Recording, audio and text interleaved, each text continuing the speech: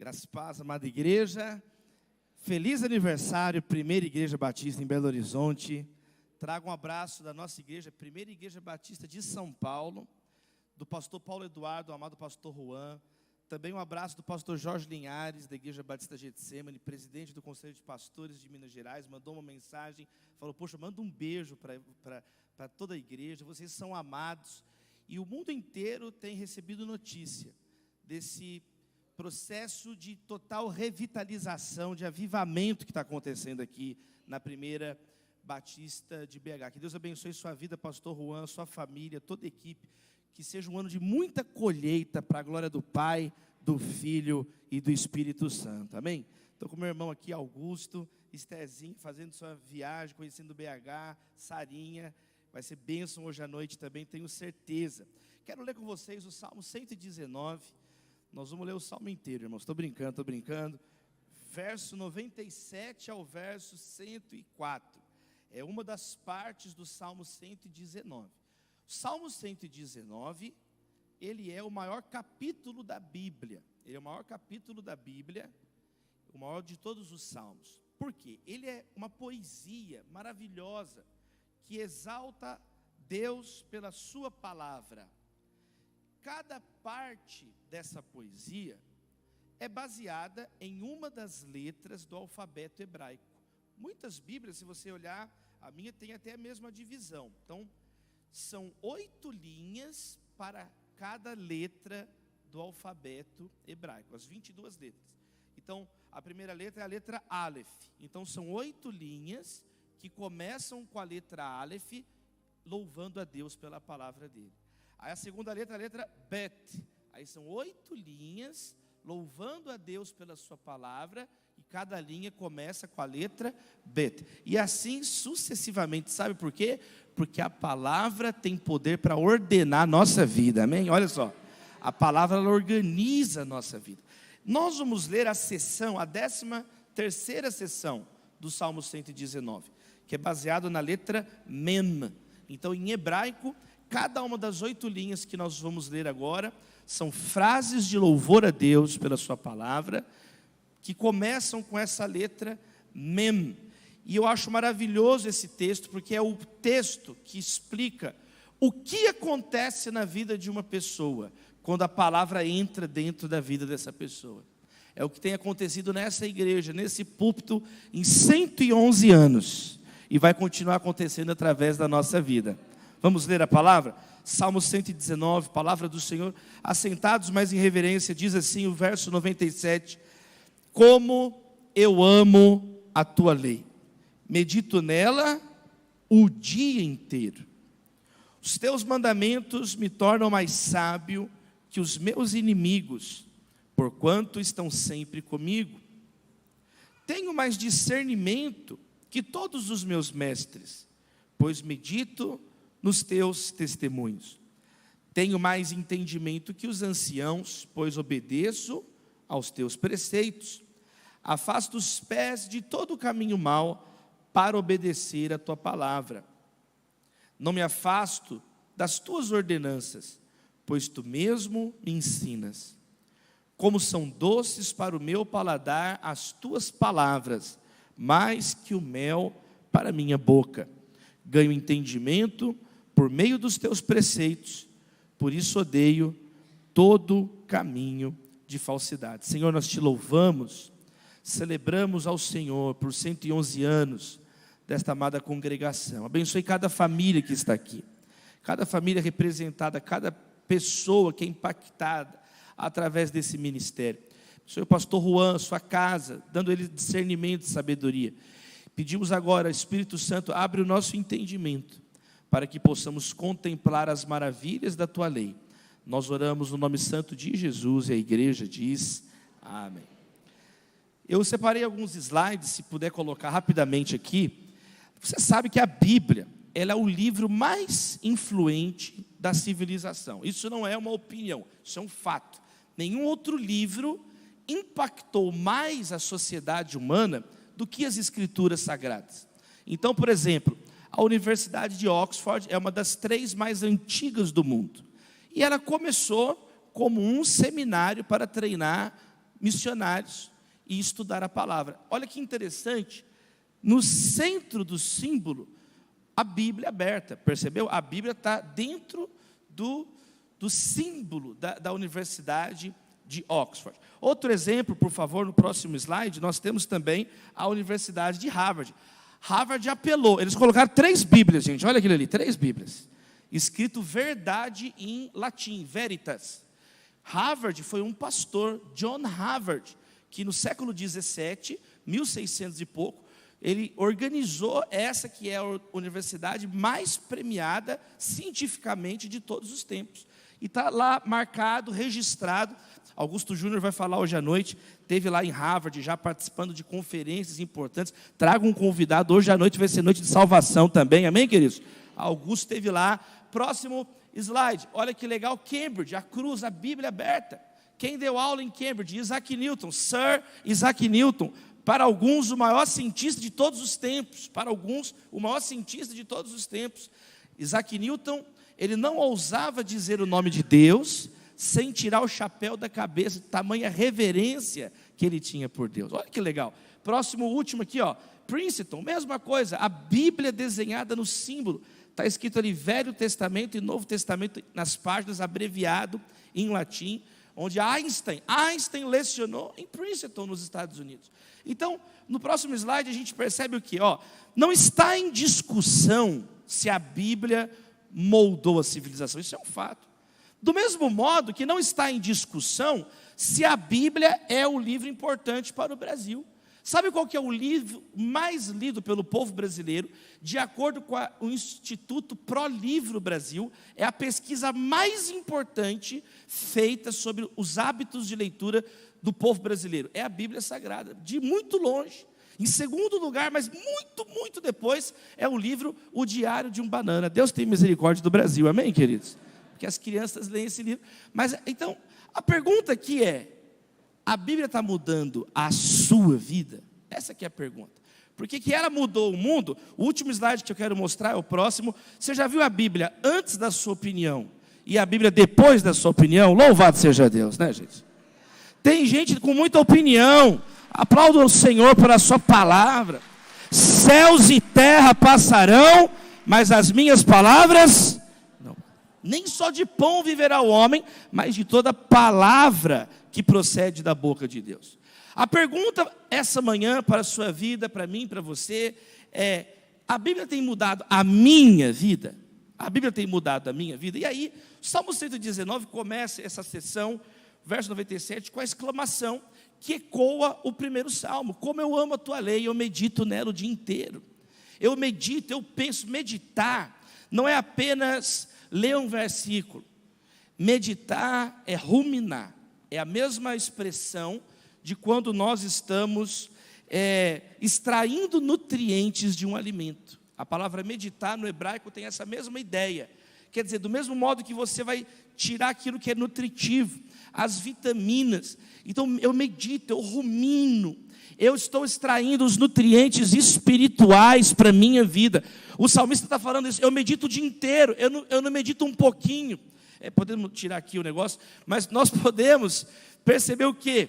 Que nós, quando vamos meditando na palavra e recebendo esses nutrientes, a nossa vida não é a mesma. Do mesmo jeito, quando a gente come muito. Ontem à noite eu comi uma banana split. A calça nem fecha mais, meus amados irmãos. Porque você vai pegando as calorias. Você vai pegando, não é? A vitamina do alimento e o que tem de bom e de ruim. Não é assim? O corpo não absorve. Absorve ou não absorve? O salmista está dizendo que o espírito dele vai absorvendo a palavra. Quem quer absorver? Eu quero. Eu quero absorver. E ele começa a explicar o que acontece na vida dele quando a palavra começa a entrar na vida dele. Então são 7 coisas e nós vamos orar. A primeira no verso 98. Olha só: os teus mandamentos me tornam mais sábio que os meus inimigos, porque eles estão sempre comigo. Primeira coisa que aconteceu com ele é que ele recebeu perspicácia das Escrituras. A palavra que está traduzida como sábio aqui em hebraico é a palavra shakã. Shakã é uma palavra que aparece 27 vezes no Antigo Testamento. E shakã significa perspicaz.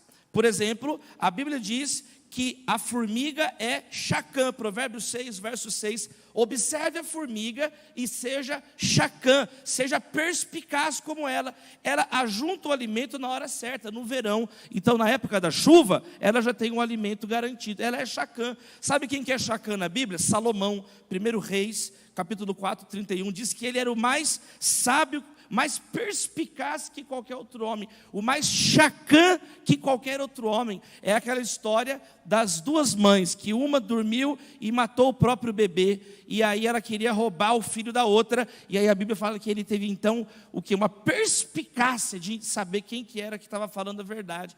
A palavra de Deus nos torna perspicazes, é a primeira coisa que o salmista está dizendo.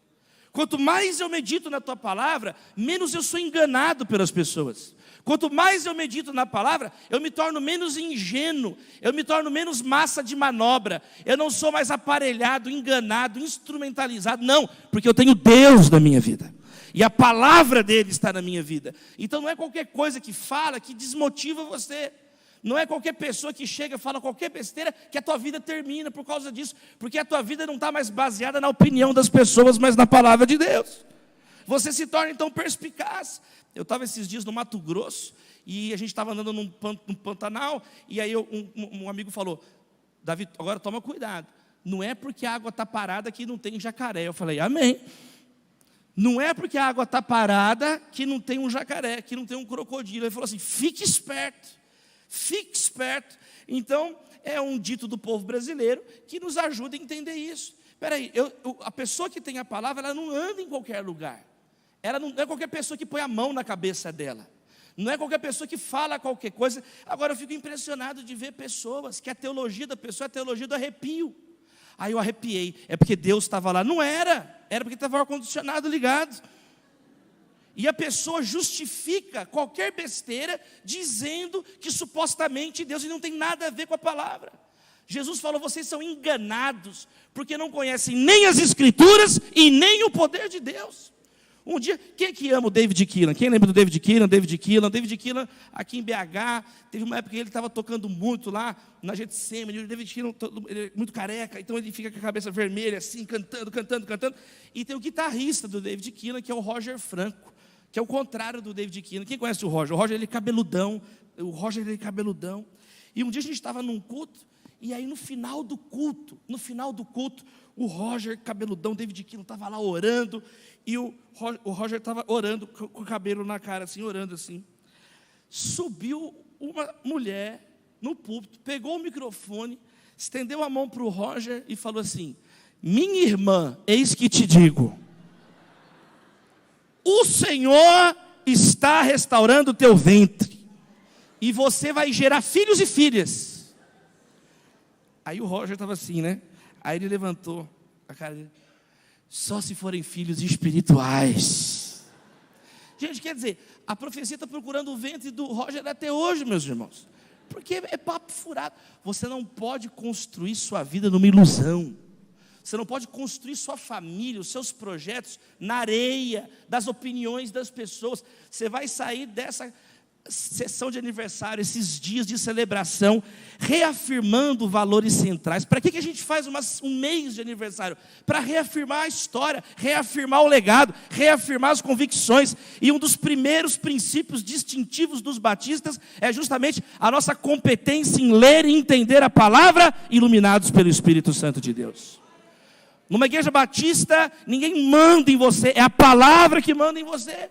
E o que o pastor prega é avaliado à luz das Escrituras. Daí são fundadas as liberdades modernas. Daí que nasce o Estado laico. Fomos nós, batistas, 150 anos antes dos iluministas, que modulamos o Estado laico. Todo mundo está falando que a gente já sabe, a pessoa está indo, já estamos voltando.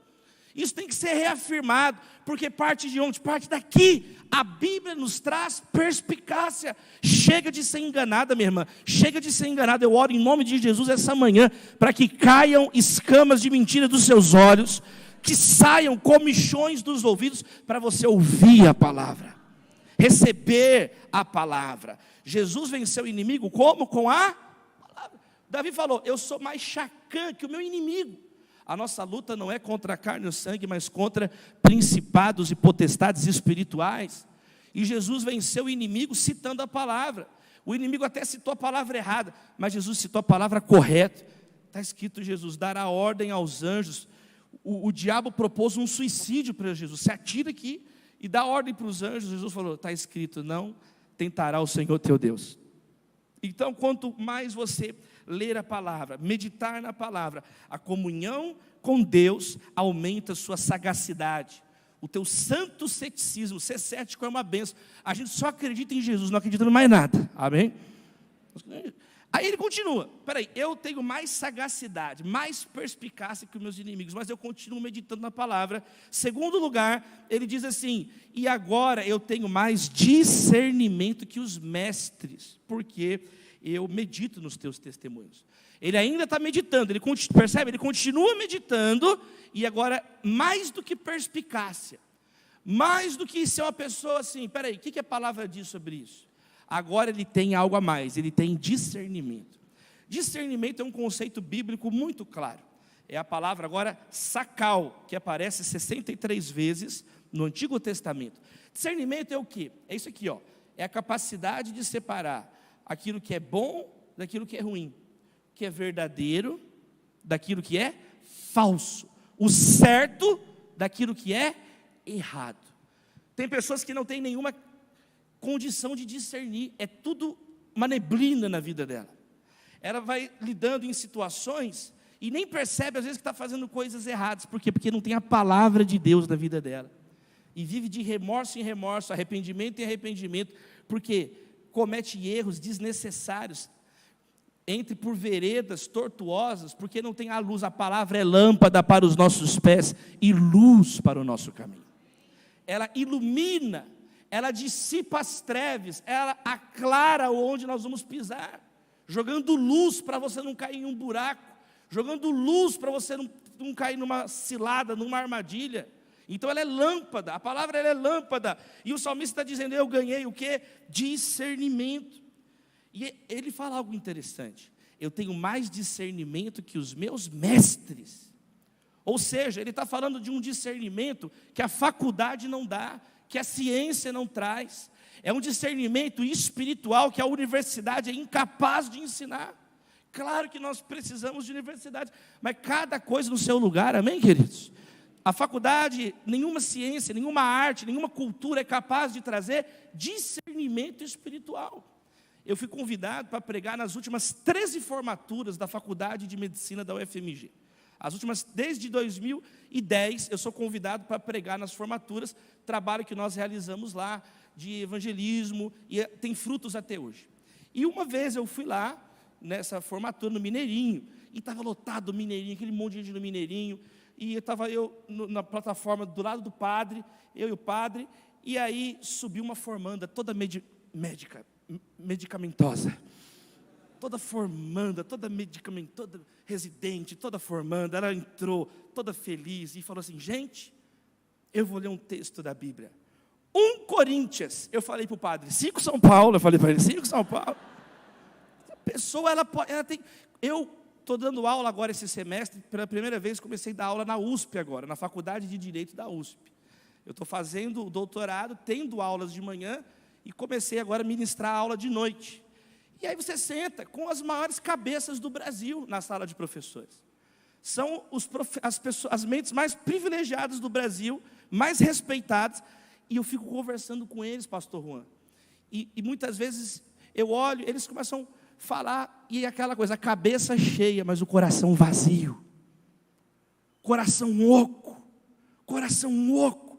Você vê que a pessoa às vezes não tem uma gota de discernimento do que está dizendo, do que está falando. Estudaram muito, são pessoas eruditas, são pessoas queridas. Quem está entendendo o que eu estou falando? Mas estão completamente perdidas, do ponto de vista ético, moral, espiritual.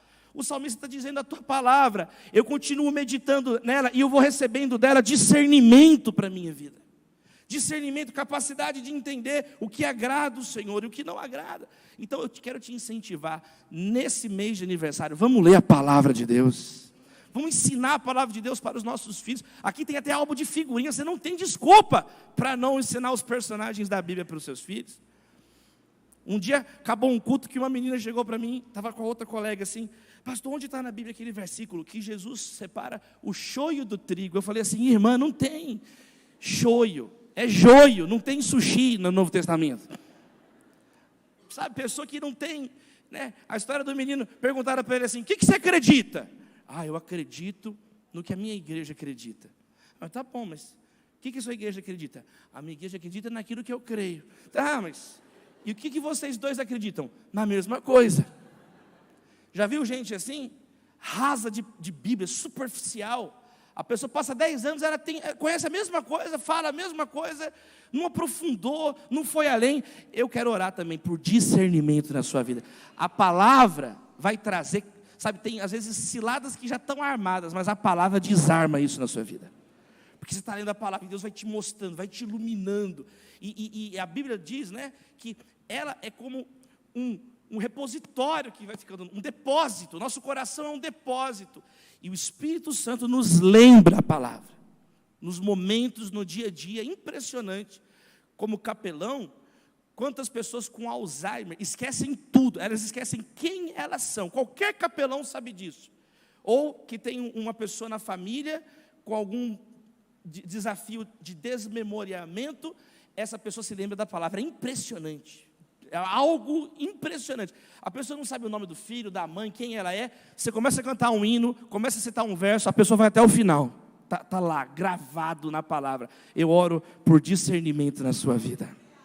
O salmista continua dizendo então: eu recebi perspicácia, eu recebi discernimento e agora eu tenho maturidade. Olha que legal o verso 100. Tenho mais entendimento que os anciãos, pois obedeço aos teus preceitos. Aqui ele foi agora além da meditação. Ele meditou, ele ganhou perspicácia, ele ganhou discernimento. Agora ele começou a obedecer. Eu sei o que é o certo e o que é o errado. Não é isso que ele está falando? Eu parei de acreditar em qualquer coisa. Eu agora entendo melhor o que eu tenho que fazer. E agora eu estou obedecendo. E o que acontece na medida que eu obedeço? Eu me torno mais sábio que os mais velhos. Apesar de pouca idade, eu vou tendo experiências com Deus e maturidade espiritual. Maturidade espiritual. A palavra usada aqui é a palavra bin, que é algo como sabedoria que o tempo traz. Ou o que a gente poderia dizer, por isso que eu estou traduzindo por maturidade. Maturidade, a pessoa madura, uma pessoa que tem repertório de vida. Só que não é a maturidade da vida prática, é a maturidade espiritual. Você recebe essa palavra na sua vida?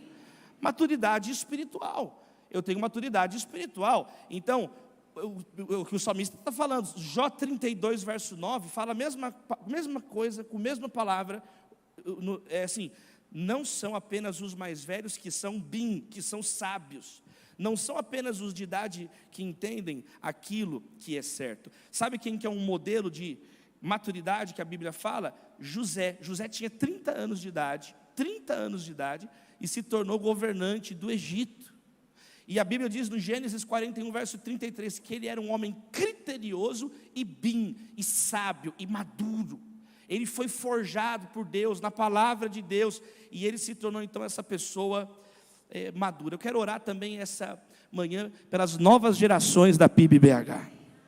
Jovens, uma nova geração, nós ouvimos agora, está lotado o 3º andar, temos que reformar logo esse 4º andar, precisamos logo dessas ferramentas, porque Deus vai preparando a tenda que as crianças estão chegando.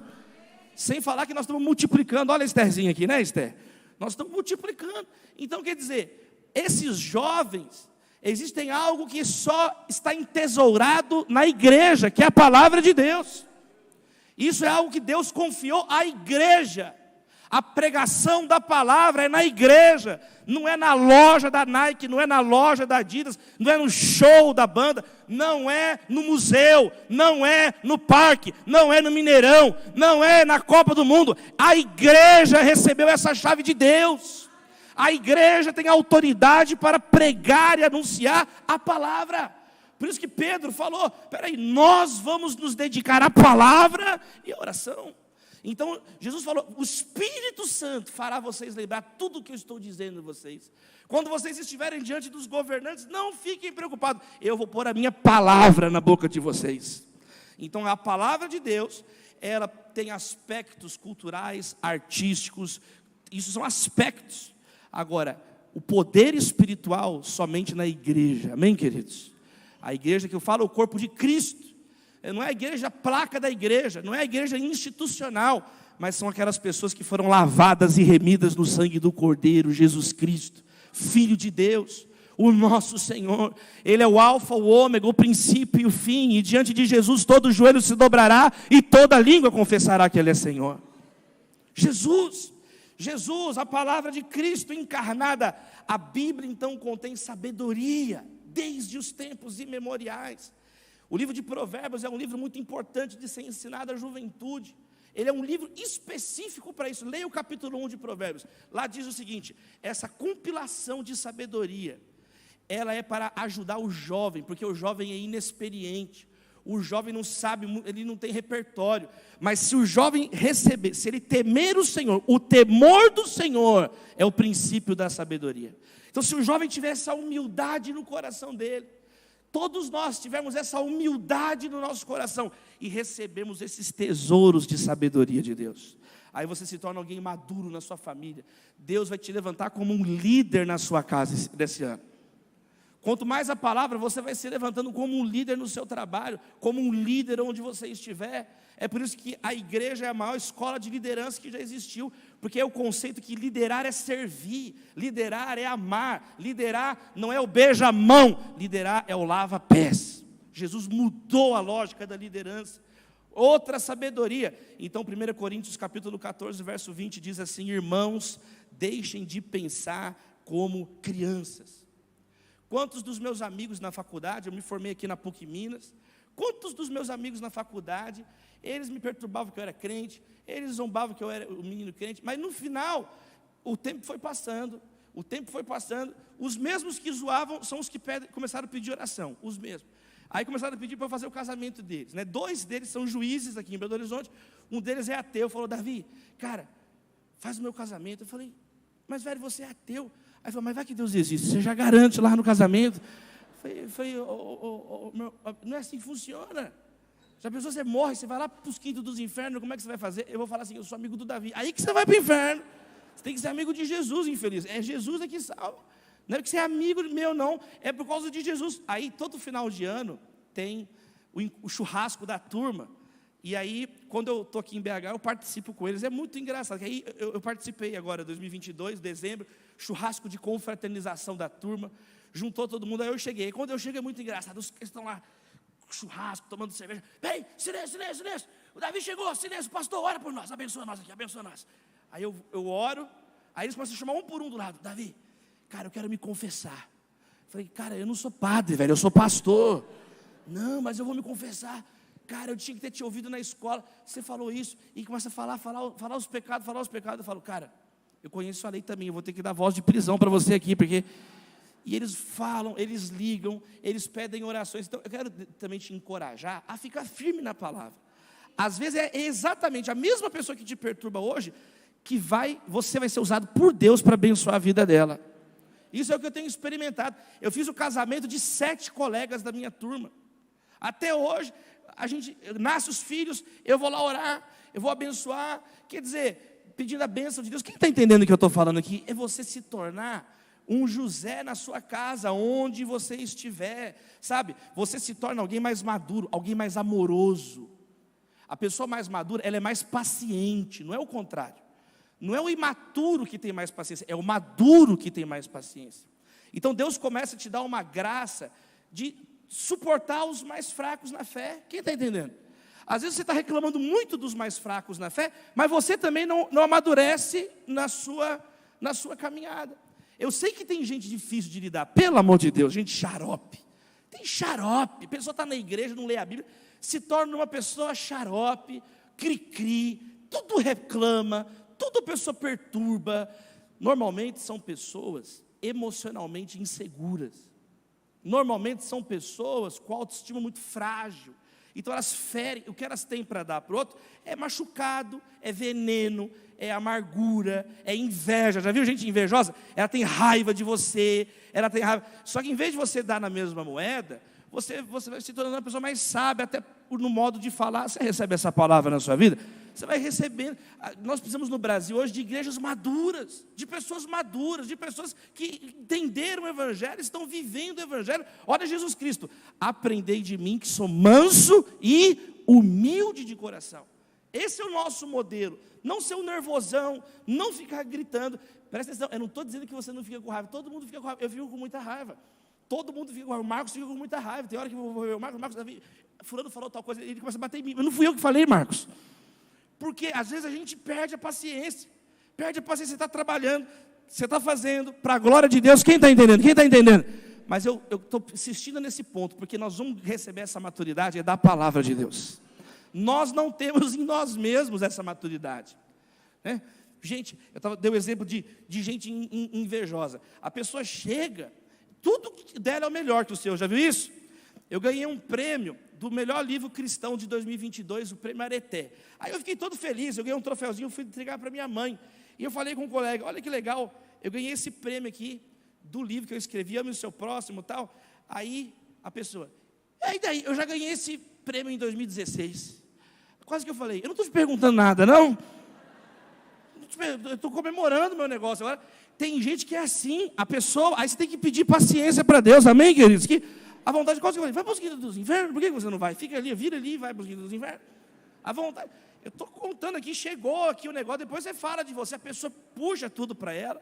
Outro falou comigo assim, só para fechar esse ponto, o cara chegou: se eu fosse você, Davi, eu não ia, não aceitava o convite para ir no Pedro Bial. Se eu fosse você, eu não ia lá para a CNN. Se eu fosse você, eu não escrevia para fora. Se eu fosse você, então o dia que você for convidado, você não vai. Olha que coisa boa.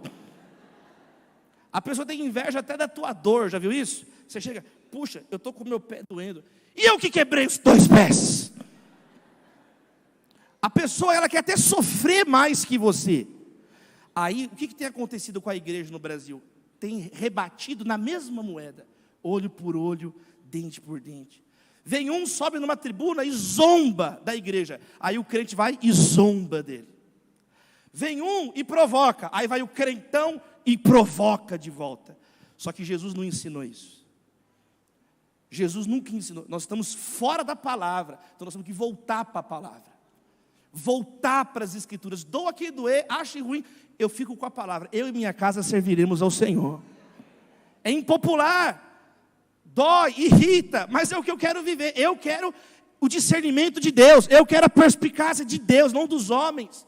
Davi falou: a perspicácia que Deus me dá, eu ganho dos inimigos terrenos, que queriam matar, que queriam sabotá-lo. A maturidade te leva, sabe o quê? A livramentos. É o próximo ponto. Já para encerrar, Salmos, verso 101. Eu afasto o pé de todo caminho mau para obedecer tua palavra. Percebe que mudou a chave agora de meditar para obedecer? Percebe? Ele meditou, perspicácia, discernimento. Aí ele começou a obedecer. Ganhou maturidade.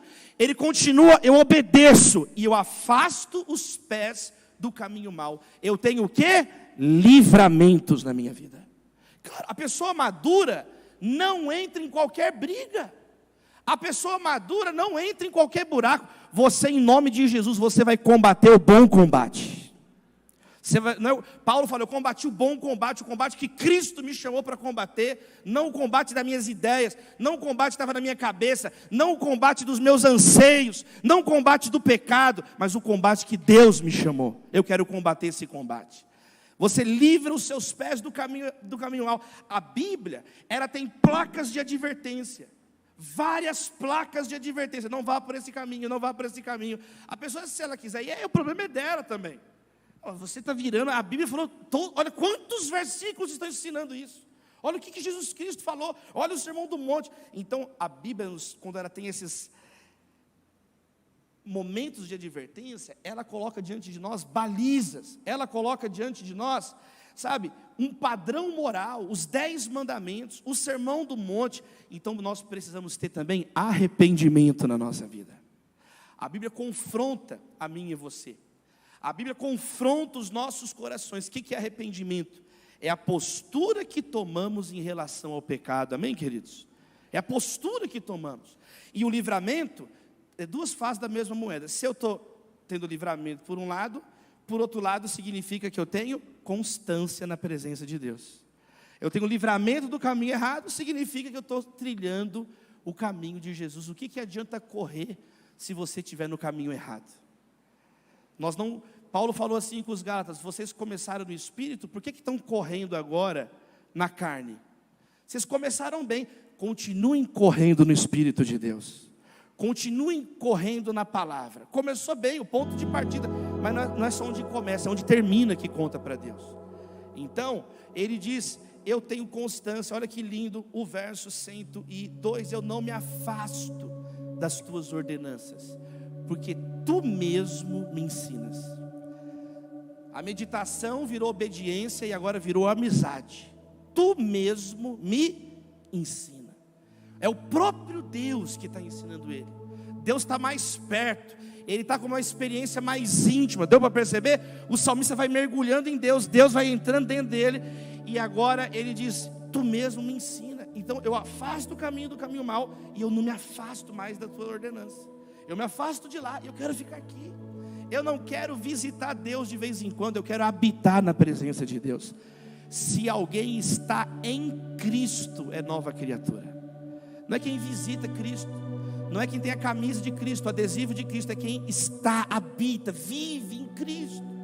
Cristo é a alma da sua alma, o coração do seu coração, a vida da sua vida. Você vive nele, dele, por ele, para ele são todas as coisas. A presença do Senhor, a intimidade do Senhor. Tinha muito tempo que eu não via, Marquinhos, você cantando Casa, mas é uma canção que fala sobre isso. A nossa vida, uma casa onde Deus habita. A nossa vida, o nosso corpo. A Bíblia diz em Coríntios: espera aí, Deus, Ele habita em nós que somos vasos de barro, mas Ele habita, Ele repousa em nós, Ele habita em nós.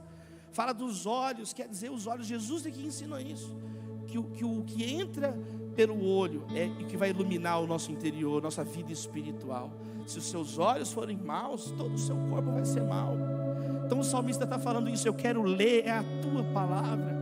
Eu quero ouvir, é a tua palavra, eu quero obedecer ela. E ele vai dizendo: então eu não quero mais sair da tua presença. Eu oro também para que nesse novo ciclo da PIB-BH seja um ciclo de muita presença de Deus, intimidade com Deus, conhecer, ouvir do Senhor. Não é a nossa sagacidade, amém, queridos? Não é a nossa inteligência, é a inteligência que emana do Senhor, e o Senhor coloca em nós. Então chega de acordar de um jeito, chega de dormir de outro, não. E aí ele termina dizendo assim no verso 103, 104, ele fala: como são doces para o meu paladar as tuas palavras, mais que o mel para a minha boca. Sabe o que agora aconteceu? A transformação do prazer dele. A palavra é tão poderosa, estar na presença de Deus, os desejos dele foram transformados, e continuam sendo transformados. Quer dizer, ele encontrou na palavra algo mais doce que o mel. Ele tem prazer como é doce para o meu paladar. Ele está falando de uma vida que foi transformada por fora e por dentro. Ele está falando que os pés dele não andam mais no caminho errado, mas agora está falando que até os sentidos dele estão sendo transformados. A palavra de Deus opera em nós uma transformação muito poderosa, uma transformação moral, uma transformação dos nossos desejos. Aquilo que tem coisas que Paulo fala, não convém aos santos. Tem coisas que não são mais palatáveis para nós. Tem coisas que, pelo contrário, nós olhamos, sentimos até uma repugnância e falamos assim: Senhor, tem misericórdia dessas pessoas. Tem misericórdia dessas pessoas que estão com a consciência cauterizada, perderam o gosto pelas coisas do alto, perderam o prazer, o sabor, e o prazer de novo agora está um prazer deteriorado. Então, meus amados, em nome de Jesus, que nós possamos ter prazer na presença de Deus. Mais vale um dia nos seus átrios do que 1000 em qualquer outro lugar. O último verso diz: ganho entendimento por meio dos teus preceitos, então eu odeio todo caminho de falsidade. Ele termina, sabe onde? No único lugar, na verdade. A tua palavra é a verdade, é o que fecha. Verdade, ela é o que fecha, o que amarra tudo, amém, queridos? A verdade. A palavra verdade em hebraico é feita com a primeira letra, a letra do meio e a última letra do alfabeto hebraico. Eles têm essa ideia que verdade é o que amarra tudo, é o cinto que amarra tudo, é aquilo que integra tudo. Então, ele termina na verdade. Repugnância pela mentira, pela falsidade. Onde já se viu, gente, a igreja ser conhecida por fake news? É contraditório a gente que é o povo da verdade, falando mentira, falando falso testemunho, por interesses pessoais. Então a minha oração é que a palavra continue sendo pregada nesse púlpito pelos próximos anos, pelo próximo século, se Jesus não voltar. Que a palavra continue modulando a nossa vida. O que nós temos que fazer? Meditar na palavra, mergulhar na palavra. A Bíblia não é apenas para a nossa informação, a Bíblia é para a nossa transformação. Eu vou encerrar contando uma história muito conhecida de um homem no Zimbábue, que esse homem não conhecia a palavra de Deus, e esse homem, ele recebeu um cristão falou com ele: olha, eu vou te dar uma Bíblia, você tem que conhecer a palavra. Aí ele falou assim: não me dá a Bíblia não. Eu falei, por quê? Porque eu vou ser bem sincero com você, se você me der a Bíblia, eu vou pegar todas as folhas e vou fumar, que eu gosto muito de fumar, eu vou usar essas folhas aí, e eu vou fumar a Bíblia. Aí o missionário falou assim: não, aquele cristão falou, então tudo bem, mas promete que você vai ler a página antes. Eu prometo. Então você lê a página e fuma depois. Então o cara foi lendo e fumando. Aí ele fumou o Antigo Testamento todo, fumou o Pentateuco, fumou livros históricos, livros poéticos, os profetas. E ele foi fumando, começou a fumar os evangelhos, fumou Mateus, fumou Marcos, fumou Lucas. Ele parou de fumar em João, porque ele encontrou Jesus, se converteu. Se não me engano, eu estou puxando de memória, é o missionário Jimmy Williams que conta essa história. Foi na década de 80, é uma história muito conhecida, já viu? Pastor Russell Shedd contar essa história e tal. É uma história muito legal que mostra isso, o poder transformador desse livro. Se você está em busca da verdade, você deveria começar pelo lugar que merece mais atenção que qualquer outro. Esse lugar é a palavra de Deus. E esta igreja tem algo muito importante. Foi aqui que a Sociedade Bíblica do Brasil foi organizada. Hoje, a Sociedade Bíblica do Brasil é a maior sociedade bíblica do mundo. Somente na pandemia agora, 1/3 das Bíblias impressas no período da pandemia foi do mundo. Foi impresso no Brasil, no maquinário da Sociedade Bíblica do Brasil, em Barueri. Eu estive lá, visitei, conversei com a diretoria. Eles falaram: Davi, fale isso nas igrejas que você for. E não faz mais sentido falar aqui da Primeira Batista. Continue sendo essa igreja que ama a palavra de Deus. Deus abençoe os irmãos.